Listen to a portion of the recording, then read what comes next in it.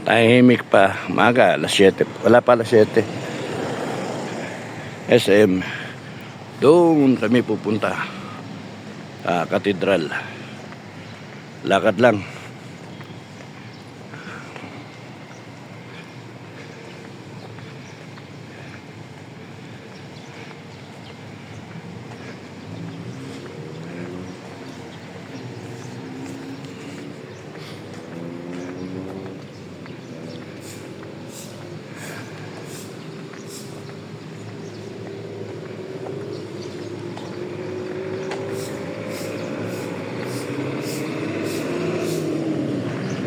Kung 124 yung diesel, 100 yung premium, ano kaya magiging presyo 2 weeks from now? O kaya when our buffer stock na 35 days, hindi, 33 days ngayon, so kung 15 days na lang ang matira, ano na mangyari? Ang hirap isipin, ano? Baka umabot ng 200 yan per liter. Government should step up. Congress, Senate, DOE, Malacanang, lahat kayo, mga animal kayo, mag-isip kayo. Walang pupuntahan to kung hindi magkalit ang tao, mainis ang tao sa inyo. If there is any credibility left ng gobyerno, now is the time to do something.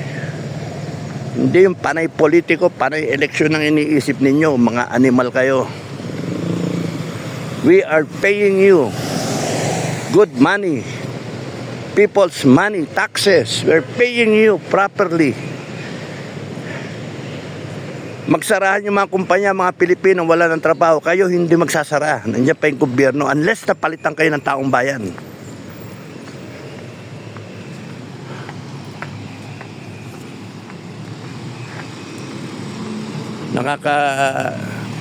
Init kayo ng ulo, umagang-umaga.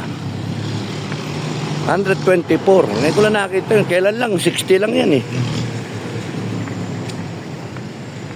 Doble.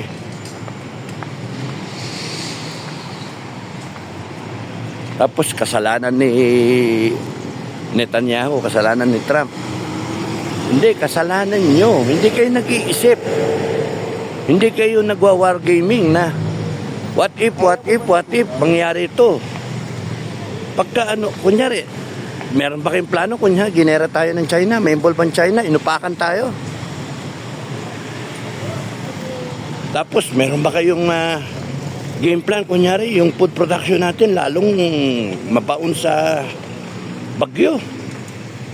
Sa susunod na mga katagulan.